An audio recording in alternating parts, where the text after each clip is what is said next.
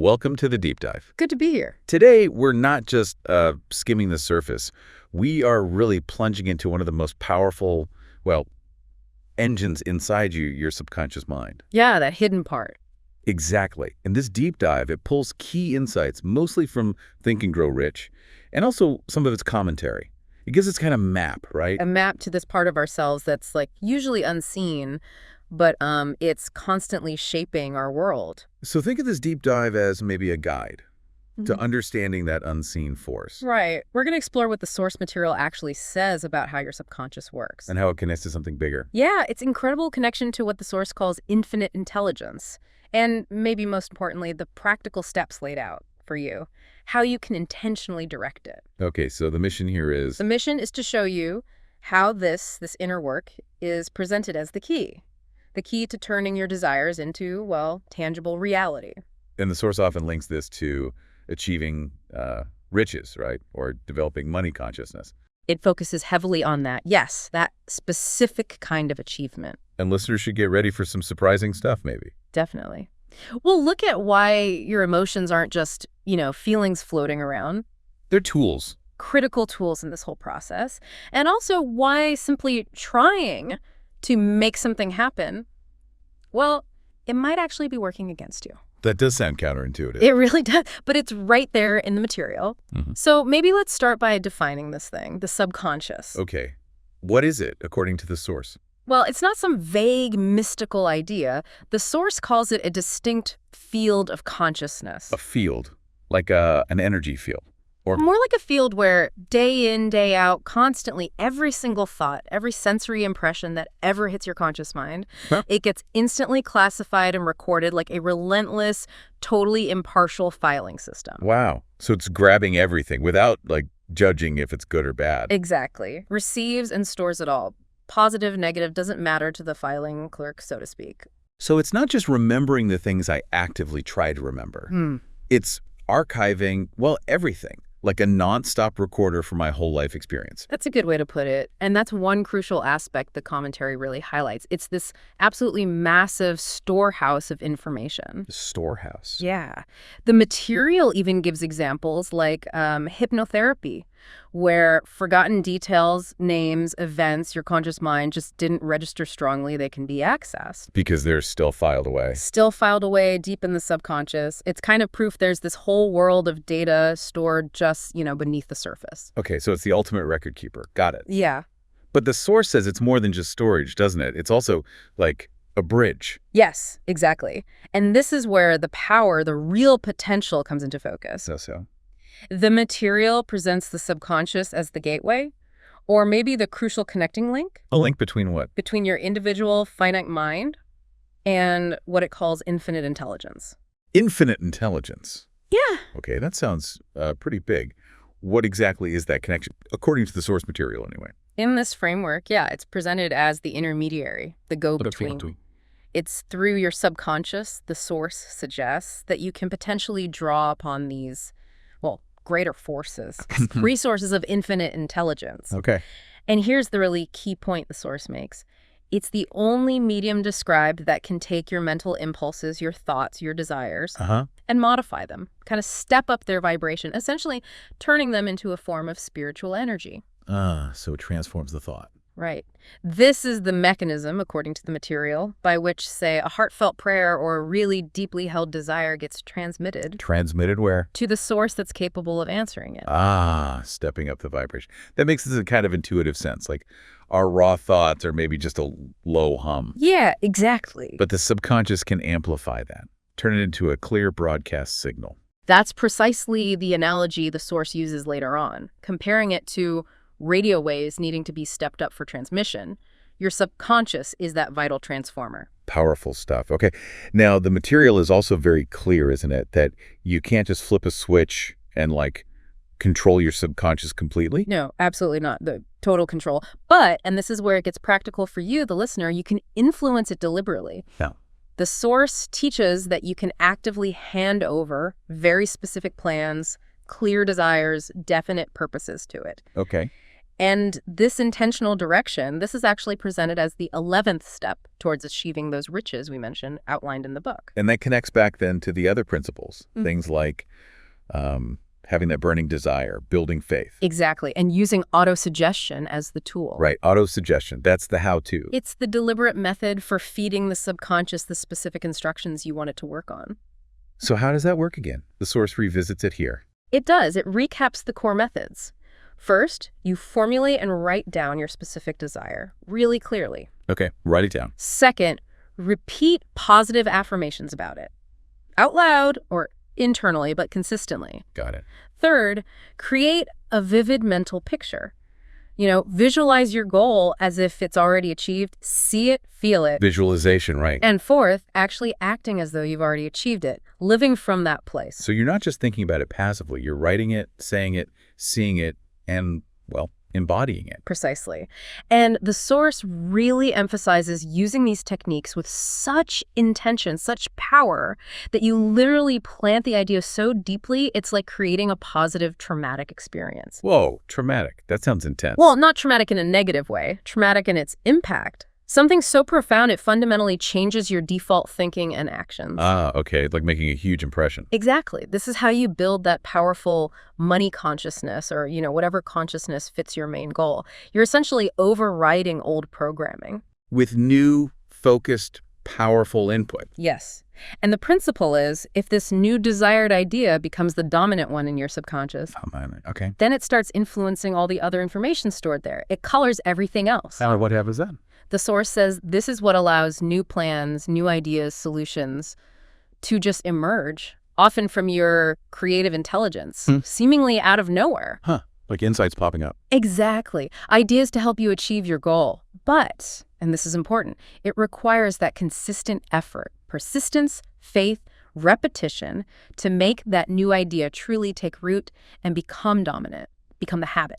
Okay, so we're feeding it specific ideas, we're being persistent. Yeah. But the source points to the critical ingredient, doesn't it? The thing that makes the subconscious actually run with those ideas. Yes. Emotion. Emotion. This might be one of the most, game-changing insights in the whole thing. Yeah. The material states it really clearly. The subconscious mind responds best and fastest to thoughts that are mixed with feeling, with emotion. Not just cold, hard logic. Pure, cold reason from the conscious mind. It has significantly less power here, much less influence. So emotion is like the fuel, the turbocharger for the thought. You could say that. It's described as the action element. Emotionalized thoughts are what turn passive ideas into something active, something the subconscious readily acts upon. So you have to speak its language. That's exactly it. And its language is emotion. And the source gets specific. Right. It actually lists out the key emotions. Yes, it does. Very specific. It lays out 7 major positive emotions. Okay, what are they? Desire, faith, love, sex, enthusiasm, romance, and hope. Got it. And the negative ones? And then the 7 major negative emotions: fear, jealousy, hatred, revenge, greed, superstition, and anger. Quite a list. And the observation in the book is that the negative ones, they kind of just sneak in, don't they? Yeah, they seem to infiltrate naturally. They influence the subconscious without any deliberate effort on our part, often. But the positive ones? Those you have to intentionally inject, usually through that process of auto-suggestion we talked about. You have to cultivate them. Right. And there's a rule about dominance. A key rule. Only one emotion can truly dominate your mind at any given moment. You can't fully feel intense fear and unshakable faith simultaneously, for example. So the responsibility is on us. Squarely on your shoulders, according to the source, to ensure through conscious effort and building habit that the positive emotions are the ones in charge most of the time. Because, and this is a pretty stark warning in the text, a single negative thought or a dominating negative emotion dwelling in your conscious mind. It's apparently sufficient to completely block or even destroy any constructive aid you might otherwise get from your subconscious. Wow. So one really negative thought pattern can just sabotage the whole constructive process. That's a powerful image. It really is. And it leads directly into another concept, something highlighted in the commentary that helps explain why that happens. It's called the law of reversed effect. The law of reversed effect. Okay, what's that about?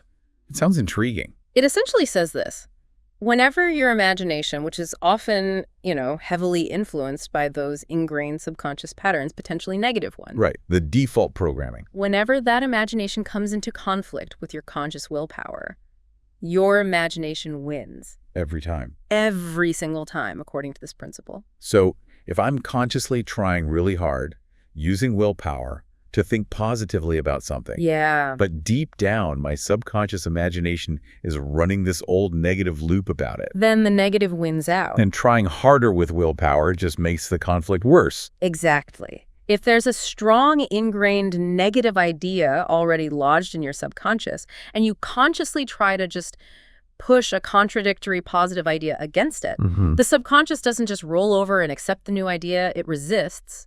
It can become almost like obsessed with defending the established negative pattern. It digs its heels in. It digs its heels in. And the harder you try to force the positive thought with sheer will, the more stubborn the subconscious resistance can become. That makes so much sense. It's like telling yourself, don't think of a pink elephant. Perfect analogy. The more you try not to, the more vivid that pink elephant gets in your mind. Right. And the commentary even goes so far as to suggest avoiding the word try itself when you're working with your subconscious. Really. Avoid the word try. Yeah, because the implication is that the subconscious understands try as meaning, well, the possibility of failure is inherent in the attempt. You don't want to try to succeed, you simply want to succeed. Asking your subconscious to help you try might just result in it helping you stay stuck in that state of trying, forever attempting, but never quite achieving. Okay, that's subtle but important. So it's not about forcing it with willpower. It's more about skillful, intentional influence, planting seeds without creating that resistance. Precisely. Which brings us back to why those practical rules for affirmations and auto-suggestion are so critical. They need care. Okay, so let's recap those guidelines, maybe based on the source and modern takes. Right. So building on the source's principles, key guidelines often include always phrase your statements positively. State exactly what you do want, not what you don't want. Focus on the positive outcome. Exactly. Keep them short and clear. Focused on a single goal, ideally, so the subconscious isn't getting mixed messages. Makes sense. Be specific about the what, the goal itself, but maybe not the how. Let the subconscious figure out the details. That's a very common piece of advice based on these ideas. Don't tell it how to achieve the goal. Just clearly define what the goal is. Trust it to find the means. And maybe avoid boxing it in with time demands. Yeah, avoid unreasonable demands like, I need this now, or make it happen suddenly. Give it the space it needs to work through the process. Okay. And circling back to emotion, just reciting the words isn't the main thing, is it? Not at all. This is absolutely critical. You need faith, you need conviction, you have to emotionalize it, feel it, visualize it vividly, make it feel utterly real in your mind, like big as a billboard, as one suggestion goes. Because that emotion, that feeling, is what signals to the subconscious, hey, this is important, this is the priority. Got it. Emotion activates it, and then repetition. Is that still key? Crucial. Think about it. Your current mental patterns, your beliefs, they're habits built over time, right? Through repetition. Yeah, absolutely. So repeating your new emotionalized affirmation consistently every single day, maybe multiple times a day, that's how you build a new habit. You override the old ones, you make the desired thinking automatic. Keep reinforcing it until that new pattern just feels like second nature. Exactly. It's about deliberately cultivating a positive habit of thought and feeling to replace any negative or limiting habits that might have formed unintentionally over the years. And the real power here, as the source suggests, is recognizing that your thoughts, they're arguably the only thing you have complete, absolute control over. Right. Everything else might be influenced by outside factors, but your internal thoughts, that's your domain. So by exercising that control over your dominant thoughts, you can then control your habits. And by controlling your habits, you gain the ability to direct that incredibly powerful engine, your subconscious mind. The source also connects these ideas to something like prayer, doesn't it? Explaining perhaps why many prayers might not feel answered. Yes, it does. It offers a framework for understanding prayer through this lens. It suggests that often people might turn to prayer only as a last resort when everything else has failed. Or maybe they just use ritualistic words without any deep feeling or actual belief behind them. Exactly. And crucially, they might be praying from a place of underlying fear and doubt about whether it will even work. And since the subconscious transmits the emotions mixed with the thought. It's the fear and doubt that get broadcast, according to this model, not the hopeful words on the surface. So effective prayer in this view isn't just about reciting things. Not at all. It's about entering a specific state of mind, a state where you genuinely expect to receive what you're asking for. How do you get into that state?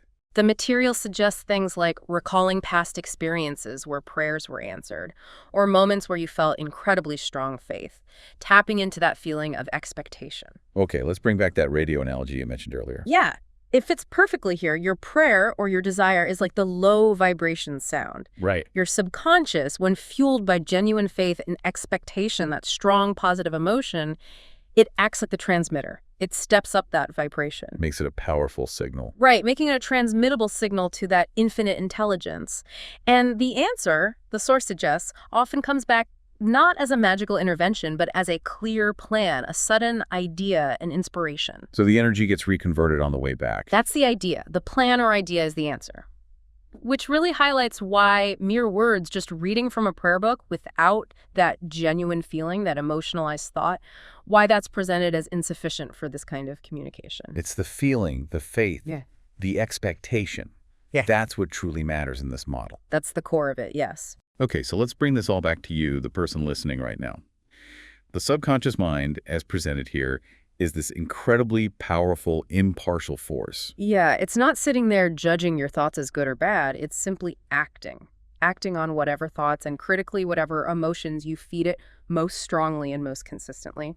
It's a tool then, a very powerful one, but it needs specific, deliberate input. Absolutely. And that input is built through the habit of things like autosuggestion. And it has to be fueled by intense emotion, especially things like faith and desire. And mastering it, well, it doesn't sound easy. It requires coordinating quite a few of these principles we've talked about, all outlined in the source material. It's definitely presented as requiring conscious effort and integration of these ideas. But what this material really offers is a powerful blueprint, wouldn't you say? I think so. By understanding how to intentionally direct this deepest part of your mind, your subconscious, you gain the potential to focus your internal power like a laser beam. And in doing that, you potentially unlock the means to manifest external results, get tangible outcomes. Right. It's presented as moving beyond just, wading through information overload. It's about directing your mind's core processor, that subconscious engine, to cut through the noise and actually build what you truly desire. So the big takeaway here seems crystal clear. Yeah. What is it for you? The subconscious mind is presented as this vital bridge to, immense potential, infinite potential even. But it's not automatic. It's not just going to do what you want by default. No, it requires that conscious, clear, consistent, and maybe above all, emotionally charged direction from you. Which I think leaves us with a really potent thought for you, the listener, to maybe mull over. Okay, let's hear it. Given that your subconscious is constantly receiving and acting on every input and emotion it gets, and knowing how strongly it responds to feeling, what negative emotions or limiting beliefs might you unknowingly be broadcasting to it on repeat right now? Oof, that's a tough question. It is. Are those underlying feelings potentially hindering your own progress? Are they maybe shaping your reality in ways you don't even fully realize? It's a challenging, but honestly a crucial question to ask yourself if you take these ideas seriously. So maybe take a moment after this. Reflect. Which emotions are truly dominating your internal landscape day to day? And then the follow-up. What intentional steps can you start taking, maybe even today, to shift that balance, to consciously, deliberately direct your subconscious toward the future you actually desire?